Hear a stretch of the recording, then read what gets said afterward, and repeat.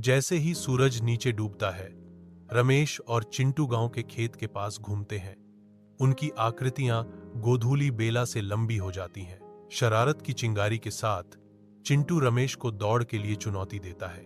रमेश मुस्कुराता है। उसकी आंखों में युवावस्था के रोमांचक कारनामों की यादें तैरती हैं। चुनौती स्वीकार की।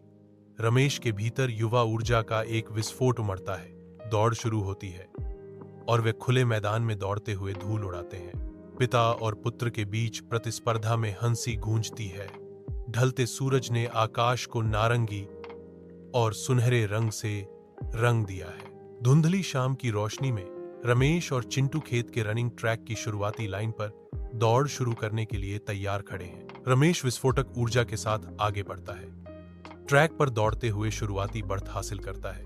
रमेश की शुरुआती गति कम होने लगती है। थकान हावी होने से उसकी सांस भारी होने लगती है। चिंटू की स्थिर गति उसे रमेश के साथ अंतर को कम करने की अनुमति देती है। उसकी आंखें रमेश पर टिकी हुई हैं क्योंकि वह गति प्राप्त करता है। ऊर्जा के अंतिम उछाल के साथ चिंटू रमेश से आगे निकल जाता है। उसका रूप मजबूत और अटूट है क्योंकि वह आगे बढ़ता है। आम के पेड़ के नीचे चिंटू सबसे पहले पहुंचता है। उसका चेहरा जीत की खुशी से चमक रहा होता है क्योंकि वह अपनी विजय का दावा करता है। रमेश हांफते हुए और लाल चेहरे के साथ आता है। सवाल करता है, तुमने मुझे कैसे हराया? तुम्हारा रहस्य क्या था? चिंटू हंसता है, अपनी विजयी रणनीति का खुलासा करते हुए।